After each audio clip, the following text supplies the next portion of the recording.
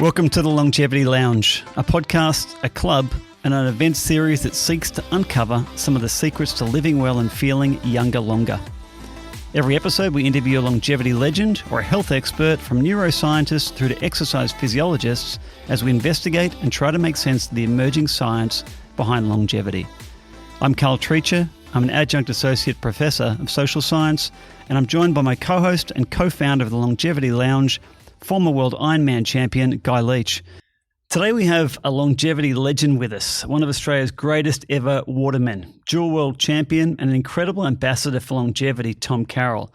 Now, Tom made the finals of the 1979 Pipe Masters as a World Tour rookie. He ended up being inducted into the Australian Hall of Fame in 1990, the Sport Australia Hall of Fame in 1992, and the Huntington Beach Surfing Hall of Fame in 1999.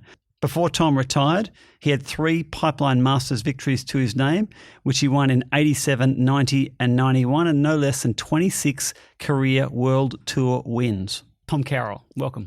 Tom, it's great to have you. Yeah, it's and great. I saw you, I paddled past you the other day down at Narrabeen, didn't I? You called out.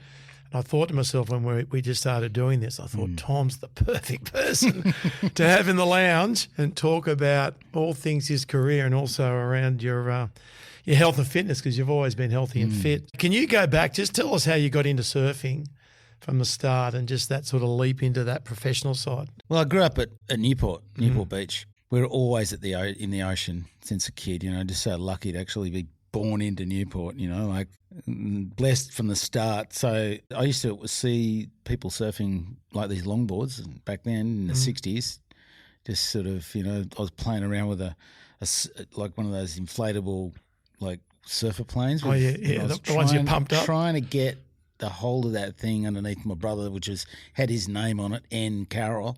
So it was his, but that was to sort of share between the three of us, our older sister, and so I would just get the last dibs. But when I'd finally get a hold of that thing and get out and catch a couple of waves, but beyond that, I'd get time to sit and watch these guys riding these big long boards just beyond the flagged area at Newport.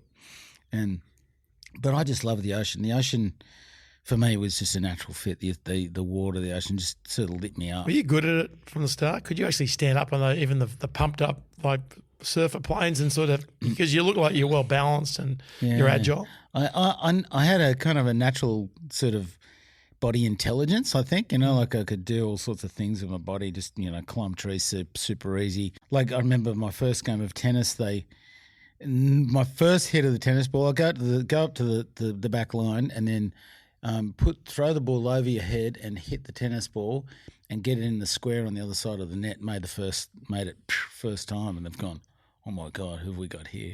Just had that kind of sense in my body that it was going to do what I was going to ask it to do. Yeah. And then the aliveness of the ocean, the combination of those things. Once I got myself a couple of feet on a board, I must admit I didn't get to stand up on. I didn't even have the imagination to try to stand up on on the surfer plane. It was just lying down. Yeah. But once I got a surfboard, which was given to me by my mum at the time, so that was a really special moment where she delivered a surfboard from underneath the bed on a Christmas morning. Nice. And 1968, so that was a while back, and this foam EPS sort of block of foam with a bit of paint on it, which was, I remember them. Yeah, it had Cool Light written on it. It had green with a yellow racing stripe, and I was this was like the best thing I ever seen, because my brother was supposed to get this, right, and said he got books and I got this. Of course, Nick's a bookworm, and that fed him, but I was no longer second fiddle. So you grew up a bit like me, where I grew up doing something with the Ironman sport in the early 80s when it wasn't a thing you could make a living from. You did it because you loved it. You're out in the water. It wasn't a job, right? And all of a sudden then events started coming up. I remember a surf about down the road here at Narrabeen, and there must have been a time when you went, I'm good at this, and I could actually go in competitions and actually make some pocket money at the time, and and sort of have some fun. Well, the thing is, I think, as you start to surf for the fun of it, and with your friends, you're just trying to figure it out, getting pounded in the shore break, not being able to get out where the waves are, kind of like more exciting and stuff. That for me, that was sort of a natural urge to get out, but I couldn't get out. I remember the frustration and just figuring it out in the shore break and then getting some recognition. There's this little bit of recognition about, oh, geez, you can surf, by the older guys. You can surf, but your buddy Alan, he seems to go missing when it's like 2 to 3 feet. He's a bit scared. But he was actually a better surfer than me, what I thought was. Alan, and great guy. But I used to take his fiberglass board whenever he wasn't turning up.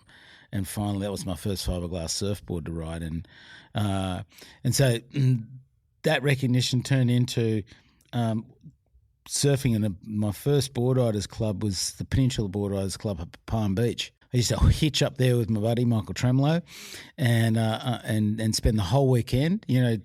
Tell my parents, I'm going to leave on Saturday. We're going to go spend the night up at Palm Beach. Don't make any contact until we turn up the doorstep on a Sunday night. We were 12 years of age, Wow. So that's how we spent our weekend. And then I compete in that club, and during that time of competing in those club competitions in the cadets division, I was just winning. I got my first place trophy. I'd never had a trophy before. It was just this little trophy with first place on it. When I received it, and the president of the club, Owen Ravenscroft, he said, Tom, would you like to sign up for the Northern Beaches? What? I said, what's the Northern Beaches? He goes, that's the area competition. Everyone from Manly to Palm Beach get together and compete against each other and see who's best. And I go, oh, really? So what happens if you win that? He goes, you go to the state. And I said, what if you win the state? You go to the Australian. What if you win the Australian titles? I said, what happens then? He goes, you go to the Worlds. And that's sort of like, there was a little kind of pathway. I remember that getting lit up as this 12-year-old, just going bing, bing, bing, bing, bing, bing, bing. Not that I went, I'm going to be a world champion like that. It was just this sort of progressive kind of dream. Like the yellow brick road. The dream. Yeah, the dream was laid out. Follow the path. That's it. And I'll never forget that moment. It was at Palm Beach on this, like a low tide sandbar, which was completely drained out. And he was talking to me after I'd come in from the competition, and he had this clipboard with all the entry forms on it. And I've gone, I could do that. Let's give that a go. And I had no idea what I was up for. I had no idea. I don't think I was naturally a competitive surfer or 24/7 competitive person, but when I kind of got that little fire lit, I was ready to go. And did that come down to you? It made you feel good being good at something, or was it more the fact that when you got in the water and you were in a heat competing, that just that competitiveness sort of came out then? Was there something there that drove you, do you think? Yeah, it was much deeper than that for me. I just months after I'd received that surfboard from my mother, she was very ill with cancer and she passed away. So I lost my mum. We lost our mum, and that was really profound. I was only 6, just turning 7. So the brain is not really developed. So I'm really trying to figure out where I'm at with that. Trying to figure out, wow, once she was here and then she's not. And I didn't really react like my older siblings did. My older brother and sister really had a little bit more hardware on board, and so they could kind of emotionally sort of move with what was going on. I just didn't have that connection until much later on. And I think the ocean and that surfboard, it's kind of cool, it kind of still with me today, but it was there for me to kind of try to start to figure things out. No wonder I felt much, much more at peace when I was in the ocean. And when I got back on land, it was a little bit more confusing for me. It took some time to figure that out. But once I got recognition through competing, that kind of lit me up and kind of gave me some sort of other purpose to this seemingly kind of pointless pursuit of riding a wave. This program is proudly brought to you by Ascend Performance Collagen Protein. Ascend Performance Collagen Protein uses the highest quality ingredients, is dairy-free and tastes great. Each serve contains 25 grams of protein and includes Tenderfort for joint and ligament support, as well as Gut Matrix to help support a healthy and diverse gut microbiome using a unique combination of pre, pro, and postbiotic ingredients. To find out more or purchase, go to ascendperformance.com.au. Tom, you've done things I mean, we'll get into some of your career highlights, I suspect, in this conversation, but it's not a sport like badminton or table tennis. You know, this is a sport that requires the utmost courage to do the things that you did, particularly in pipeline, where any sort of mistake is a critical mistake and it's life-threatening. I suppose that's listening to you now, and you've got that really lovely, gentle perspective from growing up and finding meaning and peace in the ocean and a love of it, and then being tweaked into that competitive spirit. Something along the way must have really lit your fire so that you were prepared to charge into pipeline. I think it was really, you know, as an impressionable young kid coming through my teens, you know, you go to, we used to go and watch the movies, you know, go and see surf movies, and some of the most impressive kind of imagery was like someone like Jerry Lopez surfing pipeline and these crazy big tubes, which I was just starting to learn how to ride properly around about that 13, 14 years of age, and I was starting to get some sort of feeling for it.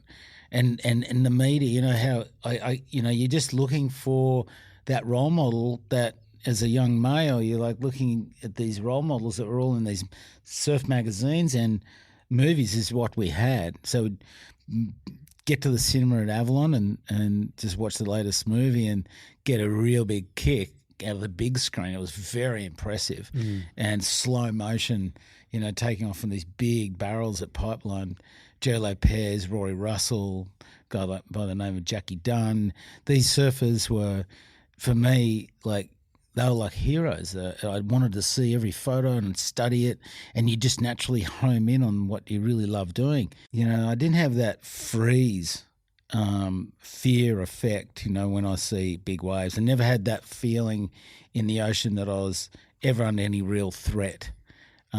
So I had that was a little bit of a different response to some of my friends who I'd surf with. And was that odd? Did you find that right from the start? Like when you went out in 3 foot and you went, I can maybe go a bit bigger, and you paddled out the first time in 5 foot surf, and did you find that right through? That was always there for you? Yeah, my dad used to pull me out. Right. He used to swim out, and time you're way out of this. Brother. I'm okay, Dad. What are you doing?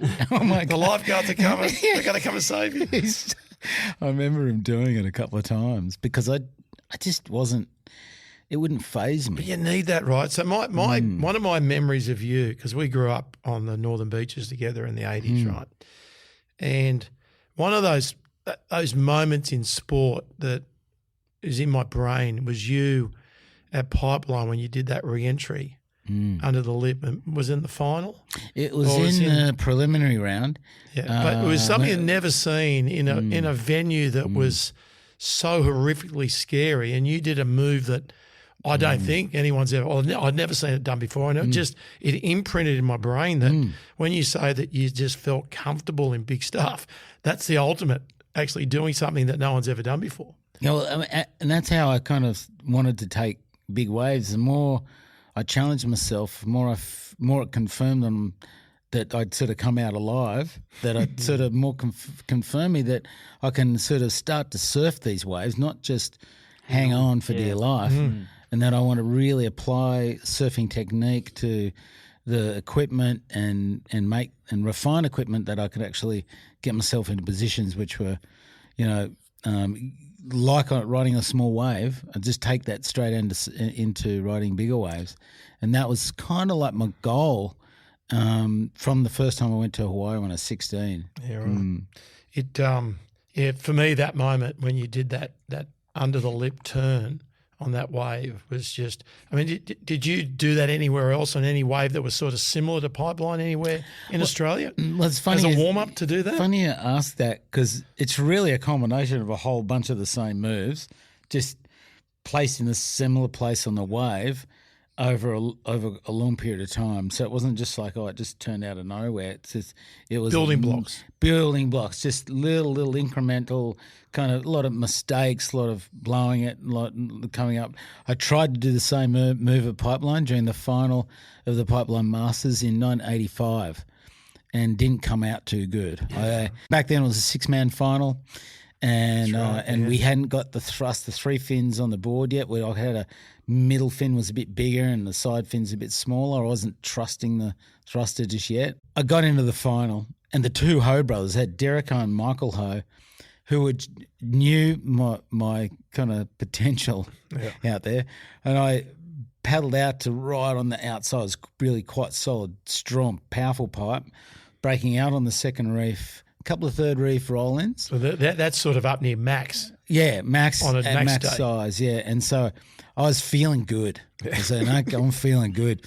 But those guys just hassled me for the first 12. Strategy, huh? Yeah, they Brothers. were trying to not let me get a wave between them. They kind of like Just sort boxing you out. boxing me out of every set. It was kind of intense.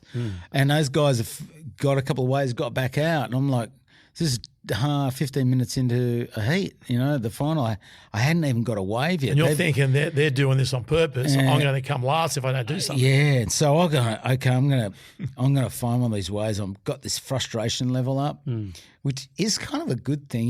When it's focused in the right way. But I've finally found myself this wave in amongst it. It's a pretty late one, big late drop, and it's just outside the really hollow drop of the first reef on the second reef, where it's a little bit sort of more just pure vertical. And I drop down the thing, it's not curved out too much. And I see this section, I'm going, this is the time. I tried it a few times before. Like, there's a ramp that I can I can big get, turn if off I the can top. get to that, I'm going to just crank it. And I went, I'm going to just nail this turn. I did this turn and I got up. It's a 7.6 surfboard. It's a big board, to start throwing around like this. So I lay it in over on the rail, and the thing just bogs underneath the lip. And when you get taken at that point, it actually just throws you in onto the first reef. So you go straight, and then you get a double You know that throwdown. feeling at Brighton Beach down in Melbourne? No, Where you learn to surf? No, that's not right. It's a double throwdown, basically. You get thrown onto the reef, and I ended up near the shore. Like it was intense pounding. Somehow my board was still together, and I was able to go back out into that final. I ended up getting fifth out of the fourth or fifth in that final. I bet the hose got through. Yeah, but I think it was out of Derek. I think Occy may have won it because Snuck through, Occy stayed on the inside. They didn't sort of double team him. No, they double teamed you. They double teamed. And Occy got through. Yeah. He did well. He stayed on the inside, stayed away from our scene. Yeah, wow. And he did a good job. But I never forget that. That was one of my first attempts, and on a serious wave at pipeline. Now I didn't just go out there in 1991 and going to aim to do that move. The moment really just presented itself, and spontaneously it sort of moved through me.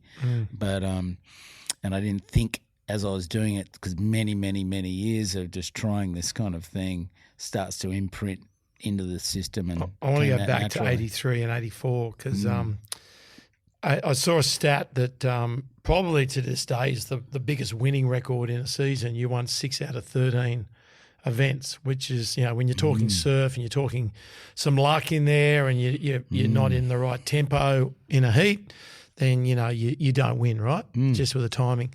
And you won 6 out of 13, which is nearly 50% of the events, which is quite unbelievable. And I know you've always been fit. You've always been someone that looks after yourself, and we'll go into longevity and just what you do these days, because you're sitting here as a very, very fit 62-year-old. But tell us about your routine back in those days in 83, because I know that you used to compete in shitty waves. It wasn't like it is now. You could turn up and it was 2 foot on shore and they'd run the event, right? Oh, yeah. And obviously the way you surfed and how fit you were must have had something to do with it. And your fitness levels have always been so good. So give us the rundown on what the like a normal week's sort of training back then was. 1980s, as a surfer working out, just didn't fit, right? It just wasn't a part of surfing. Well, no one did it, particularly, did they? no one in the early 80s. I came to it through rehabbing a knee surgery in 1981. Really, I came through to doing regular workouts, and that was through someone. In fact, when I had that knee reconstruction, they didn't give me any kind of rehab program other than a couple of band sort of things to do against. It's a very, very, actually super minimal. Was hardly anything. A couple of straight leg raises and that's it. And so I ended up going to the gym which was only one gym on the northern beaches that I knew of, and that was in DY. Yeah, right. And it had a bunch of Nautilus gear, and we started doing machines, and with one of the older surfers at the beach in Newport, Derek Hines' brother, Rod Hind. That was the start of doing weight training and resistance training. Yeah, and I started to feel the benefits, being 20 years of age and everything kind of coming on. I mean, and it was – I'd done a bit of swimming before that, some sort of minor pool swimming, nothing major, but then this sort of started coming into the system. And were you the first to do it? Were you the first to sort of, do you think – in the pro surfing ranks to actually jump in and do cross training, something other than just being out in the water surfing compared to your competition? Well, I don't know if anyone else was actually doing specific training for surfing technique, which I was using weights in certain ways. It was all pretty sort of raw and just coming out of the imagination spontaneously at that time. So I was doing weights to sort of gain strength in the legs down low and the squat, and doing it slowly, and then some whole bunch quick stuff to the fast twitch, and then sort of supporting the shoulders and so on for all that rotation, and actually stretching elongating the muscles after the workout, which was a big one. But then training for small wave surfing, which I needed to do because that was a real weakness for me. And that was the scene back then. They ran the events, rain, hail, or shine, didn't young guys were coming. California, Tom Carroll, who was just a brilliant surfer. Like, I was just watching him on these tiny waves with this incredible, beautiful technique, which is beautiful to watch him. And I remember just going, oh man, this guy's, I just cannot do the way he was getting in the flow on the tiny little wave. I needed to get my technique correct. And the weights, I started to pull off the weight, out of the weight, doing too many weights because I'd become a little bit too bulky. So what I did was when they're doing those, remember those crazy aerobics classes back in the 80s? Yeah.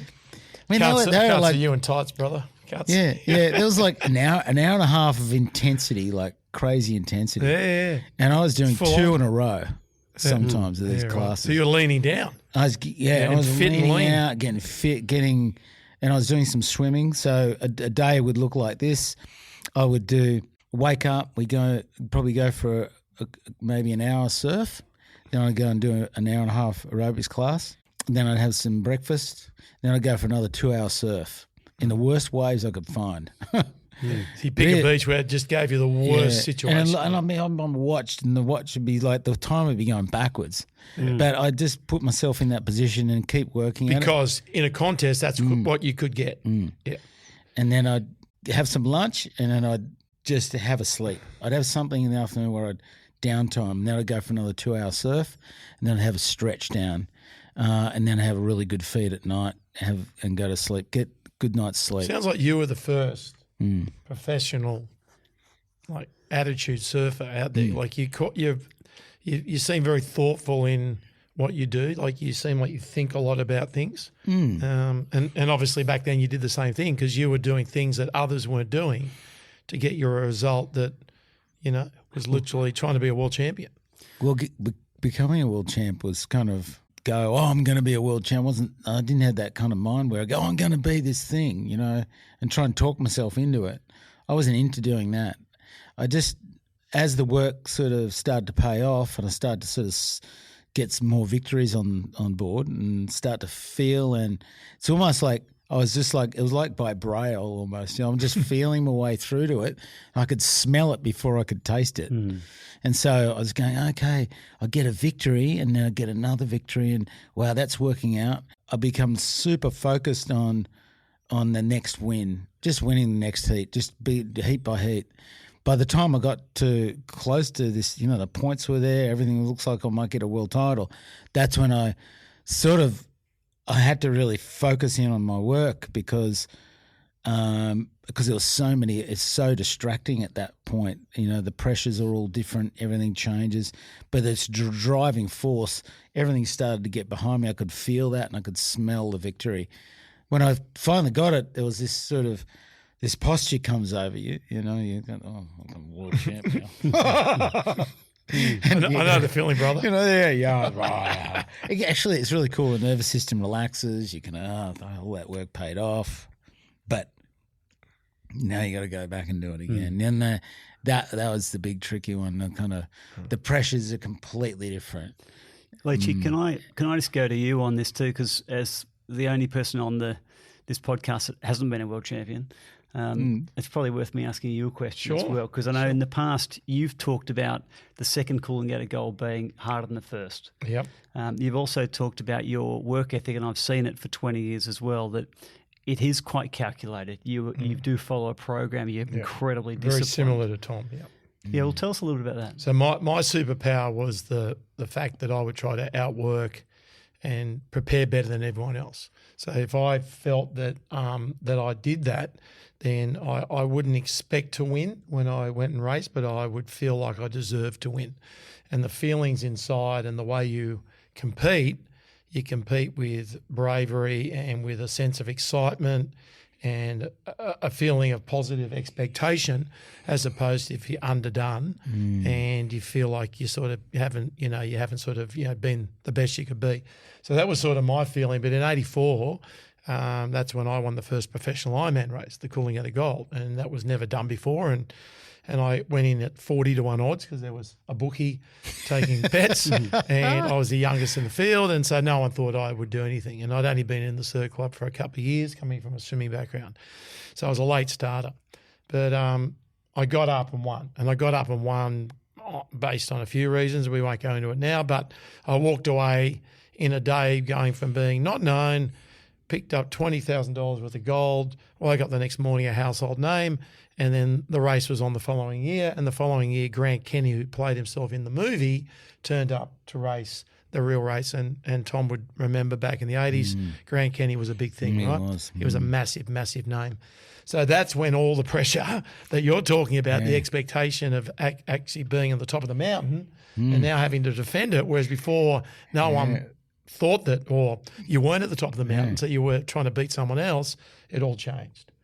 And that's the hard part of navigating through the feeling like maybe it's not just a hobby now, maybe it's a job, and it feels a bit different. Yeah. So did you get that feeling in '85 when you had to go and defend your title?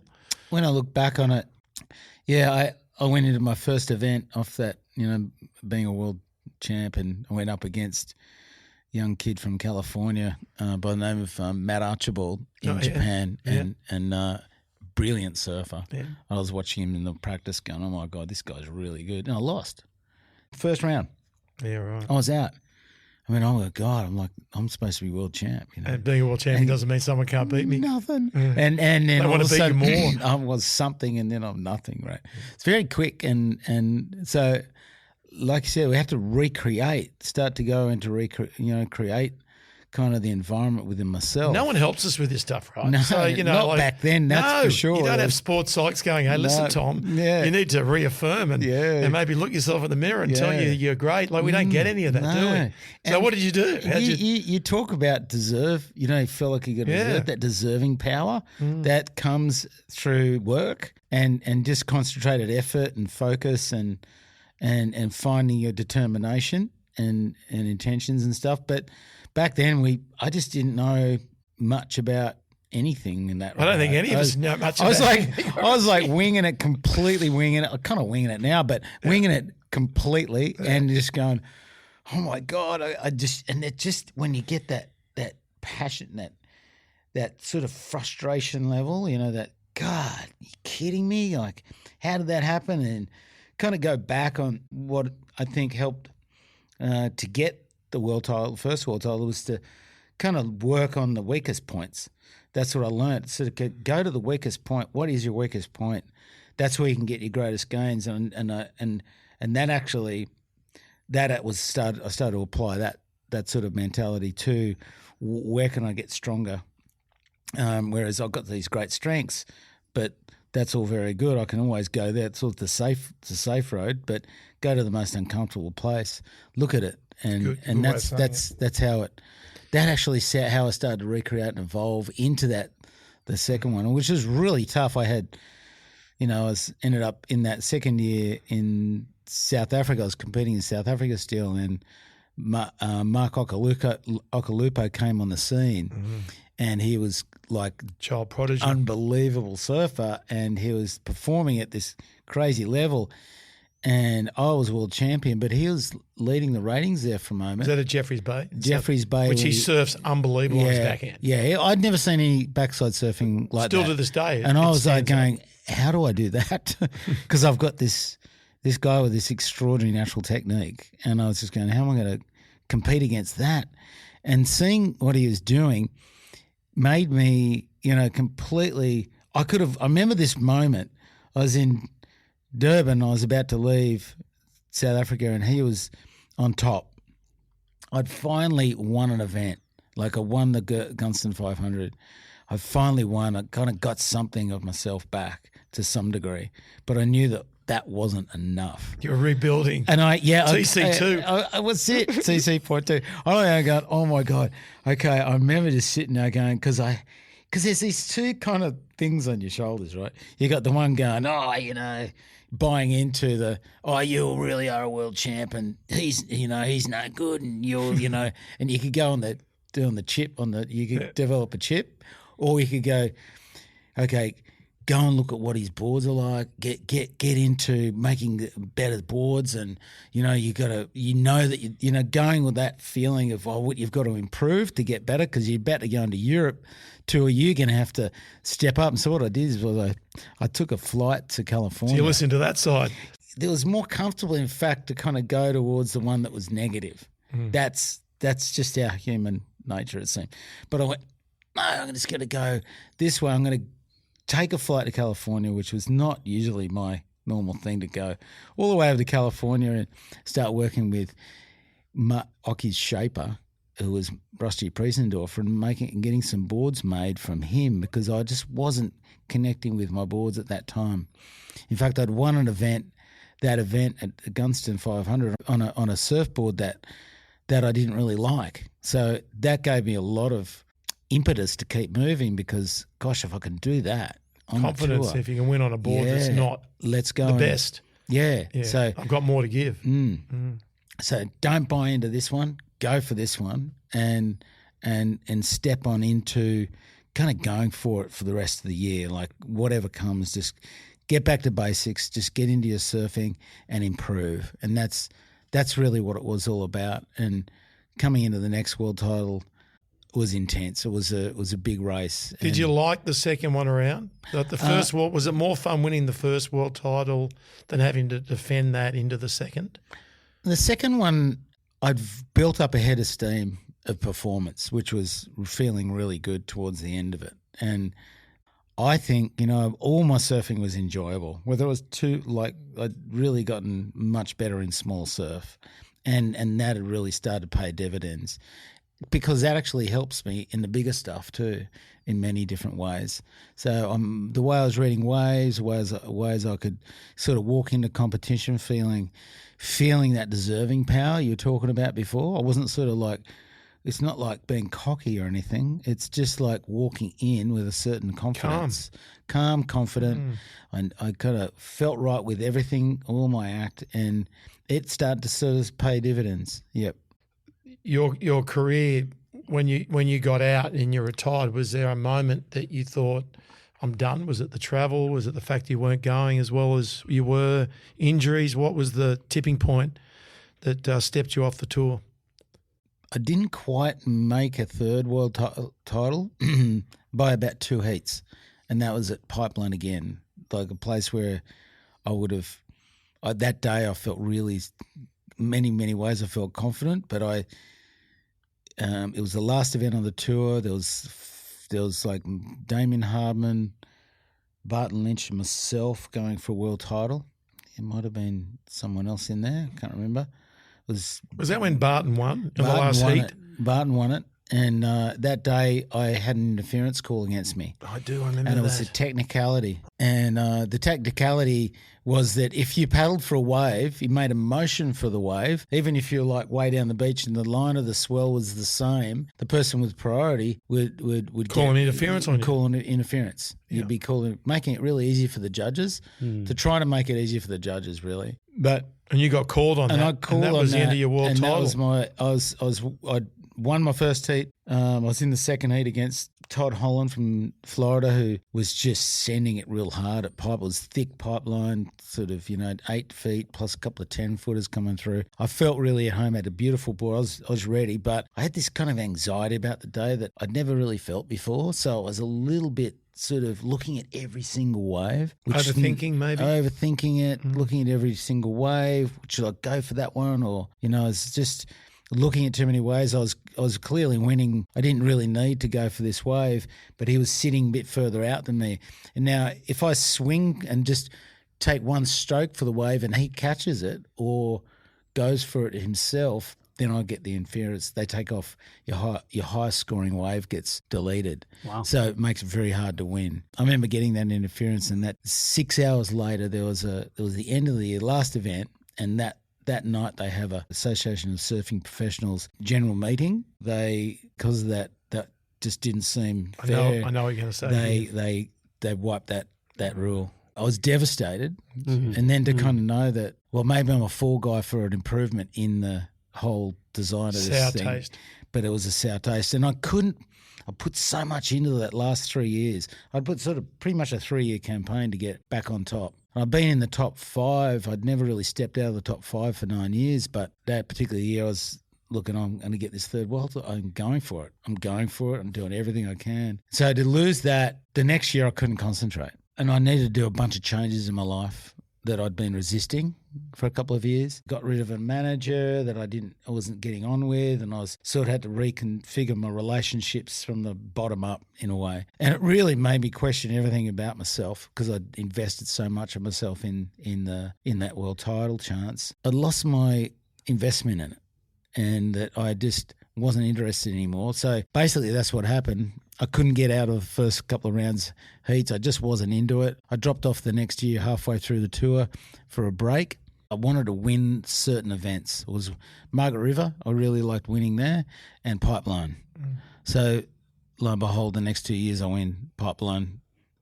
What year was that? Because Karl was saying before we started this interview, I think Tom won when he was quite old, like much older. Yeah. How old were you then? I don't know. I was, 30? But Okay. I was just about to become a father. Got really happy about my performances with Pipeline. I was satisfied. I just couldn't keep going on tour. I did get third in the world in 1991. Could see Kelly Slater coming on. I was going, oh man, this guy's going to do some damage. And I thought, if I'm going to do this, I want to get a world title. I don't want to sit around. I've got to go for the world title. Just didn't have that grunt in me for that. Can we just fast forward a little bit, because I think it's a really good grounding to hear your upbringing, your background, your focus, some of your psychology through that. Fast forward the clock a little bit now that you're in your early 60s, and I know you're into breath work and longevity yourself. I'd love to hear about what's driven that passion and what it is that you do. Challenging myself in certain situations that I'd be otherwise uncomfortable in, kind of pushing those little boundaries within myself. Consequences in injury at this point are pretty high. But I want to be able to do it with, within myself. It used to be quite outside my body when I was excited and, but now it's sort of been more advantageous for myself to be within myself and within my limits. Over time, allowed my inquiry into how to do that in the best possible way. I want to be able to sort of push myself. It's a certain strength, physical strength you have to have, but it's actually another strength within us that actually allows us to sustain it. And I think that comes through more from doing the other stabilising kind of work in breath work and meditation. Breath work, you call it breath work. It's the yogic traditions call it pranayama. This has been done for a long, long time, so it's nothing new. No. But once we sort of tap into the source, which is in us, then we start to be able to expand our experience out there in the world. I think with surfing or the ocean, it's limitless, right? Leechy, you know that. Yeah, we're out in the water most days. Yeah, and so it changes all the time. Yeah, and it's always different. That's why we feel so alive. I'm interested, there's been so many highs in your life and you've done so many great things, and I know when you're searching the world for the biggest wave with Ross Clark-Jones, and there was specials on that, and you're a real adrenaline junkie and all the rest of it. But you've had lows too, right? Yeah. And you've spoken about how you got caught up in that scene, and it was like a bad part of your life, and you came out the other side. I mean, what messages can you give to people around that? What did you learn through that whole experience? Well, drug addiction's kind of all-encompassing, It's like an addiction in itself is super puzzling. It doesn't make sense for us on the other side of it. Looking back at it. Yeah, and it's just like, actually, it's a form of suicide, really. And at the time, did you know you were doing that, or was it more a case that you just didn't know, and looking back now you do? Maybe when you're younger, you're trying to explore yourself, and you kind of get introduced to try stuff out, and it's kind of cool at first. Oh, that was kind of different, Oh, that went like that. Oh, that changed because we're always trying to go beyond at some level. Single-minded, focused, competitive streak in me that I buy into consistently for over a period of time. You've got a purpose in that, and all of a sudden there's no purpose in it. This is after you finished competing? After I finished competing. Yeah. It wasn't a thing when I was competing at all. And even, just fun surfing, all that stuff, it wasn't a part of my psychology. It just, or my mental state, my spiritual state. But once I started to, get into the other side of life on land, I just wasn't ready. I thought I could do this sort of, I'm right, I'll just make a change, I mean, being a father was really tricky straight off the bat. I wasn't ready emotionally. I wasn't mature enough. And at that time I was trying to sort of pull it off, and I was doing the best I had. I had a beautiful, beautiful wife, beautiful life around me. And then I was doing this thing where I'd just go and try to get a bit of myself back by using something that would actually bring me above the line, which is cocaine, which it felt like I could escape into this sort of fantasy world for a moment.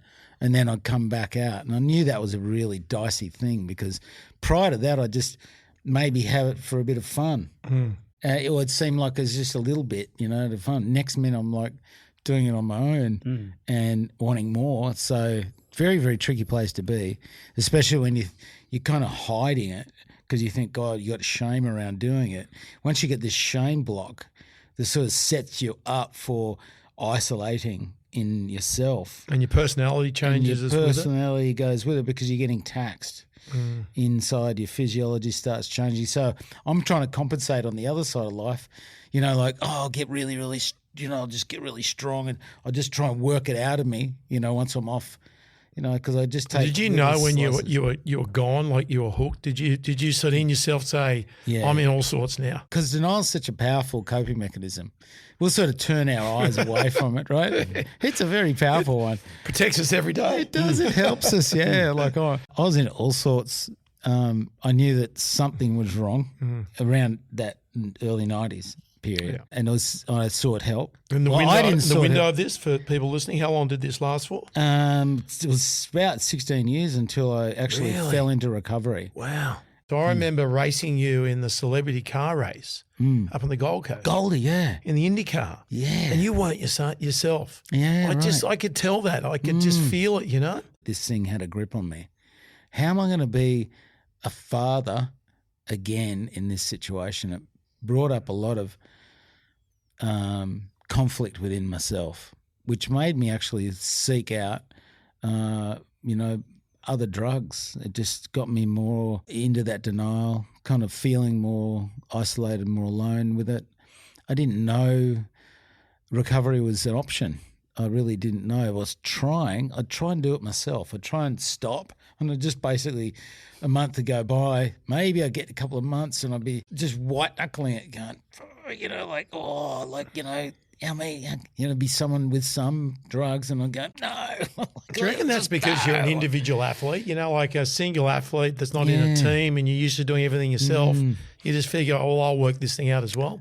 I did everything else. I think that may play into it. Like this, I call it a disease because it's just a disease of the the mind, body, and spirit. So it's trying to take you down it's trying to get you. Because you're the opposite of that. Look at you now. You're fit, you're healthy. Whenever we see each other, you're jumping around doing that's not you, right? It's not me. It's not Tom Carroll. It's another person. Yeah. And that's an aspect of me trying to kind of get me into a fetal position. And until I actually ask for help, nothing's going to budge. In fact, it's got a trajectory of like progressive kind of nature to it, the disease. It sort of just wants to grow inside us into that denial. In the darkness of denial, it's sort of like it just starts sort of growing and it sort of does this and it powers up. By the time 2006 came, I was, it had a real strong hold on me. Yeah, okay. That was taking over my life and, and all this love, came in from all angles that I wasn't ready to take on. It was too much, but a lot of help started to sort of flow in that I was kind of ready for at some level, but I still didn't know that I wanted to be clean. But eventually I went into rehab, which was the greatest thing that kind of happened to me, that really helped me turn it. Yeah, saved my ass. And my life and everything. but I tell you, it was like the worst moment of my life. It turned out to be the best. Yeah.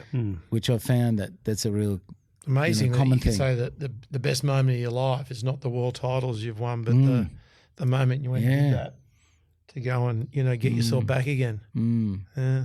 Yeah, but it's you say get yourself back again. You're kind of always there. It's sort of like you're always there, which is kind of cool. As long as we're above ground, and that's when I ever see someone, they look like they're completely gone, I just go, they've got a chance.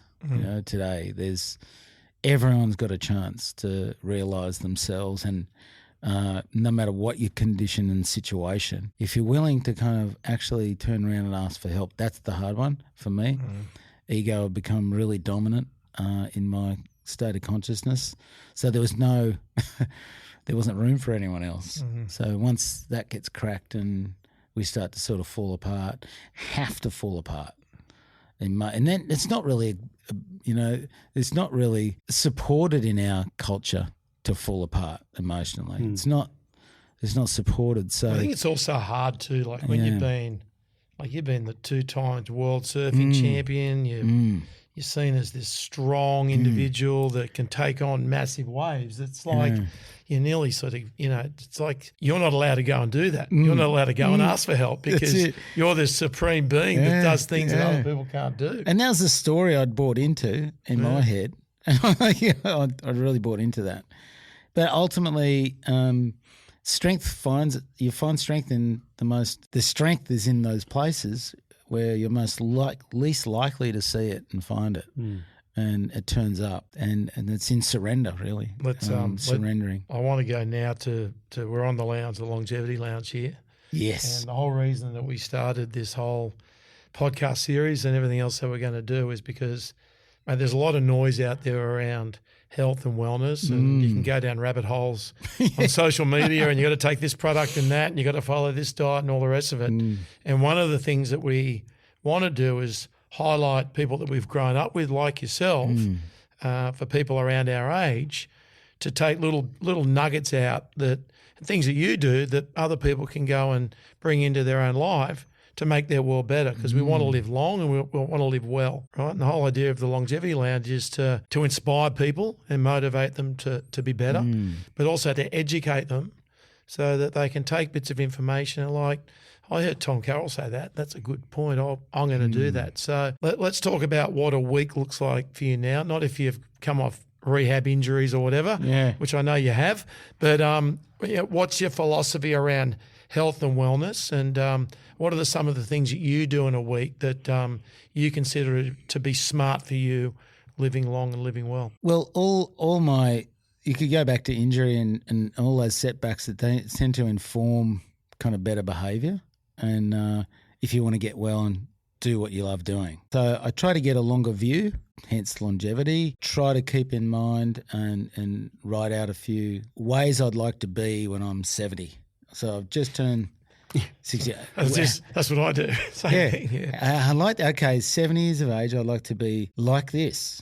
So how's that gonna play out? So it's sort of working back from there. Goal driven. Yeah, for you. it's somewhat goal driven. There has to be goals involved. But they're laid out very, very simple. Nothing.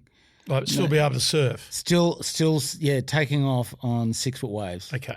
Right? So that's it. At age of 70, Yeah. Tom Carroll still wants to be able to catch a 6 foot wave and surf it to a degree of Confidently. wellness. Yeah, to a degree of wellness. That's it. I would like to be able to do it confidently with some sensation of performance in their form. So that's one of the things you want to do when you're 70. Yeah. I want to be, if I'm a grandfather, I want to be a feisty grandfather. That's what I want to be. And that's been a big one for me. And I want to be engaged in what I love doing. So it's a very simple mixture of things. What I'm attempting to do is build that into my inquiry into getting better practices and habits into today. So they're the routines that you follow during the weekday to be able to do that? Yeah. So first one is hydration. Is really big on the list for me. You know, as we get older, we lose our ability for the tissue to sort of take up and retain the good fluids and sort of get that replenishment through the cells. So good hydration. And I know that for myself, mentally, I feel better with good hydration, so I'm making better decisions. What other things? So I'd have just a regular strength program, sort of building resistance training. How often a week would you do that? Twice. Okay. Just two good sessions. With body weight, with like weights? Body weight, weights, and stability exercises. So working stability on working with Swiss balls, standing on Swiss balls, doing cable and dumbbell, and which is great for surfing and also for anyone out there that for falling, but protecting yourself for like strengthening for osteoporosis with the bones, but also if you take a fall that you're not going to break something, but maybe not fall either because your balance is good. Exactly. It obviously helps you at 70 years of age when you're going to surf a 6 foot wave with performance. That's it. And also I get in the ocean at least once a day. The best I can, and twice if I can. Is that surfing or anything? Surfing, anything, swimming, surfing, paddling, foiling.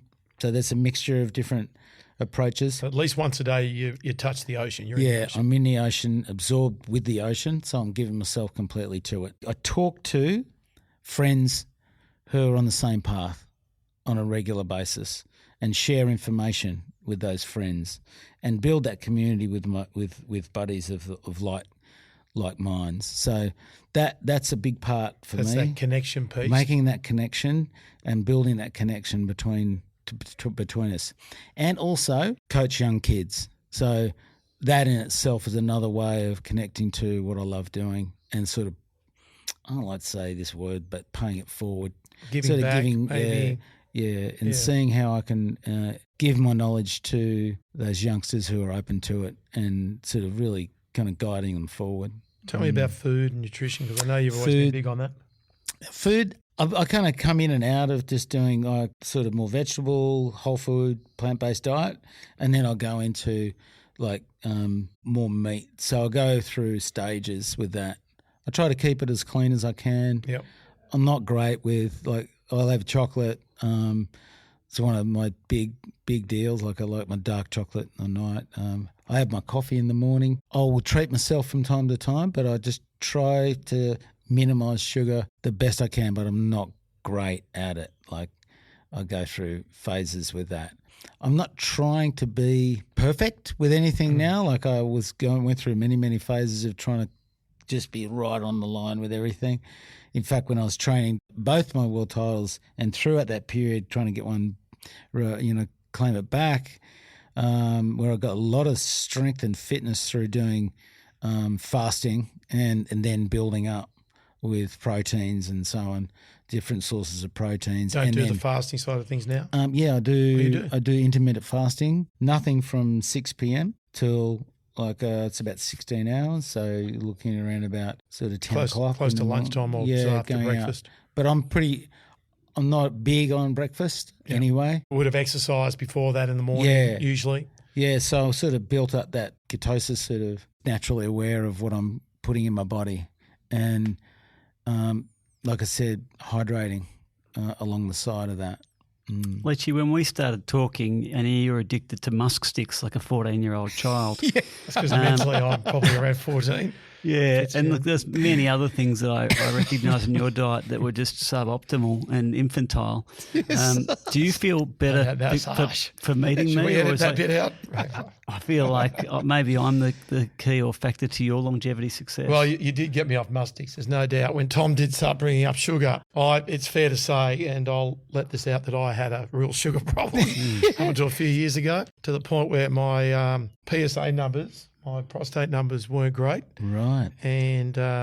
And Karl did intervene and say, listen, you basically just eat sugar all day. And so I cut it out. And ironically, within 6 months, I went and had blood test again, and my numbers went from 4.5 down to 2.1. Fantastic. In my PSA within that 6 month period. So Fantastic. Karl will say he saved my life. It wasn't even that. It was more that my wife, who had a picture of you on her wall when she was 16 as having the ultimate body, and then she's only human. People starting to call you fatty at training, and I thought this doesn't make any sense because this guy's like superhuman and was the idol of many of my friends. Obviously not my idol, but and all of a sudden you're out of condition. Look at you now, you're terrific. Thanks, mate. You've come back. You saved my life. You're looking good, Leechy. I appreciate it. Yeah, looking good, nice. mate. Well, I feel like we went to Helen back then to get to the point of being told that you're looking all right.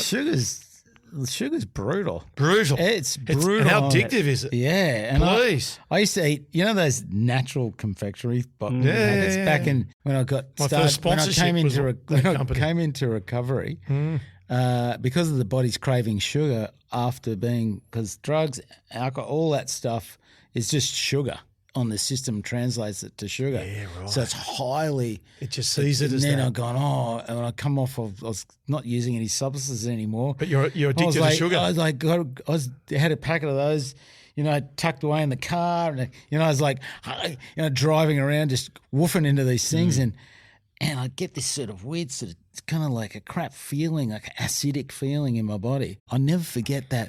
I'm so grateful I got off that stuff. I was like, it was intense. He'll take credit for me getting off the mustics and everything else, but mate, it's been great talking. Yeah, seriously, it's good a to lot of catch up, fun, and Leechy. mate, we covered some awesome ground. I question one question that I've been asked that I'd be interested to see what you think. When you were 25 years of age and you were like the world champion or close to it at that time, if you thought, what would you be like at 60, what you are right now, is that anything like what you'd think? I thought, like everyone finishes around 30 and then they go and do other life, have kids. Well, I ended up having kids, but just get older. Don't surf anymore. No one used to surf at that age. There was one guy, Harry the Hat. He used to surf out South Newport. Harry the Hat. Of course, his name's Harry the Hat. And he had this one of those white sort of bowl, those like flannel hats, like sun protection. It's like sun protection. He stuck over his head like they used to, in the cricket hat or something. Just stuck it over his head and used to go surfing in it. There's this old guy, to barely get to his feet, but I was going, this guy's got something going on. He's older. He's a lot older. I don't know whether I'll ever be able to surf at that age. But at 62, I never thought I'd. No. Back in 25, when I was 25, I wouldn't have even thought of I would be riding aboard the way I am. And what about how you feel like? Because you obviously still feel great. You still jump around. Yeah, I saw you surfing the other day. You still surf great. Yeah, and yesterday I surfed 3 times. I was pretty toasted. I'm actually having a full day off today. Good. So, Come in to chat to us. Come in and have a chat with you guys and share the story. And that's all we have time for, I think, probably today on this episode of Longevity. And thanks for joining us. My pleasure. On your really TC. love it, Carl. I'll see you around the northern beaches, brother. We will. So Leechy, Tom Carroll, wow, that was incredible. I mean, he took us all over the place in terms of the content and his experience, and what an incredible life he's had. What I took out of Tom's chat was that he learned to ask for help. I mean, it was that critical point in his life where, 16 years addicted to drugs, like at some stage he put his hand up, particularly for someone that, was the personification of masculinity and and the like with the big waves. I took that out of it. I also thought that with him, he's got this connection with the ocean that is so much more than just water. It links back to his mum. It's his happy place, his safe place, and the fact that one of his goals is to get in the water every day, that was a telling point for me. And then when you start talking about, goals, he plays in that same space that we both do, which is like he's got a goal for when he's 70 and what he's going to be like. And the fact that he wanted to surf a 6-foot wave with performance, that really stood out, didn't it? Yeah, for me, he's got that, the old Buddhist adage of the lotus flower grows only out of the mud. You've got to be at your lowest point before you start to blossom.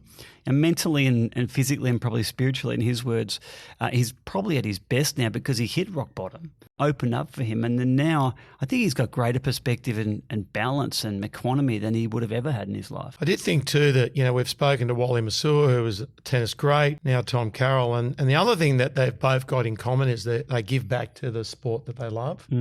There's that common denomination of just, doing the right thing by the thing that's been so good to them, which I loved. And the other one, like when you start talking about goal setting, it's something that I've found so important in my life and probably like the backbone of trying to achieve. And, people that actually write down their goals and share them with a friend are 33% more likely to reach that goal. And the other thing I took out of with him was that the goal setting part that he's got, you're 90% more likely to reach a goal if it's something that it's black and white. It's not a vague goal. Knew exactly what he wanted to do when he was 70, and you'd put your money on him, wouldn't you? Oh, you would. To be doing doing just that when he is 70. So all in all, I thought he was a fascinating conversation. I learned a lot from him, and he's one of those guys that I've always looked at in a really positive way, and the fact that he's got through such dark times is testimony to his strength and character. Yeah, it's amazing. He didn't say this, but leading into our next episode, we've got a relationship and trauma expert who says things like our state of our relationships when we're 50 have a big say in who we are and how we go into our later years. And I think Tom's probably, he didn't say as much, but he's very relational. I imagine his relationships now are really strong, and it's going to carry him forward really well. And he did say in closing that he connects with someone that he feels good about every day. Yeah. And that's something that we all should take on board. Absolutely. We'll see you next time. Fantastic. Thanks, Leechy.